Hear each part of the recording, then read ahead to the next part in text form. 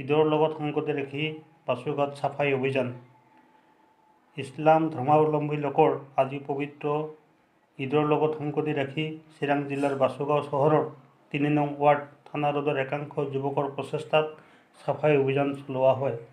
ৰাতিপুৱা ৫:৩০ বজাৰ পৰা পথৰ দুয়োফালে গজি উঠা হাবি জংঘলসমূহ কাটি কুটি চাফ চিকুণ কৰাৰ লগতে পানী ওলাই যাব পৰা নলাটোৰ পৰা আৱৰ্জনা আঁতৰাই দিয়া হয়।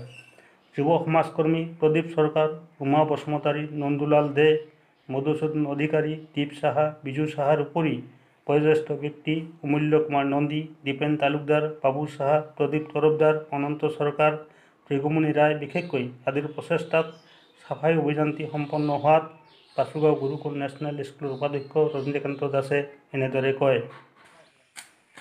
আজি গুৰুকুল নেশ্যনেল স্কুলৰ প্ৰাংগণত আৰু লগতে তাৰ আশে পাশে থকা ৰাস্তা পদূলিসমূহ আজি যিবিলাক জংঘল বা লেতেৰা হৈছে সেইবিলাক স্থানীয় ৰাইজে একেলগে মিলি আজি ৰাতিপুৱাই চাফ চিকুণ কৰাত লাগিছে আৰু এইটো দেখি মই খুবেই আনন্দিত হৈছোঁ আৰু এনেকুৱা প্ৰচেষ্টাক মই শলাগ লৈছোঁ।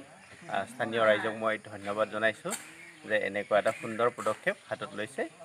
এই জংঘলবিলাক ৰাস্তাৰ আশে পাশে যিবিলাক জংঘল হৈছে সেইবিলাক কাটিছে আৰু ৰাস্তাটো চাফ চিকুণকৈ ৰখাৰ এটা সুন্দৰ প্ৰয়াস কৰিছে আৰু তাৰ বাবে মই ইয়াৰ স্থানীয় ৰাইজক ধন্যবাদ জনাইছোঁ আৰু লগতে এনেকুৱা প্ৰয়াস যাতে অব্যাহত থাকে তাৰ বাবে মই আশা কৰিলোঁ আৰু এইটো যাতে বাৰে বাৰে চলি থাকে বা নিজৰ জেগাখিনি সুন্দৰ পৰিষ্কাৰ পৰিচ্ছন্ন কৰি ৰাখে তাৰ বাবে মই আহ্বান জনাইছোঁ আৰু পুনৰবাৰ মই গোটেই স্থানীয় ৰাইজক ধন্যবাদ জনাই সামৰিছোঁ। ধন্যবাদ।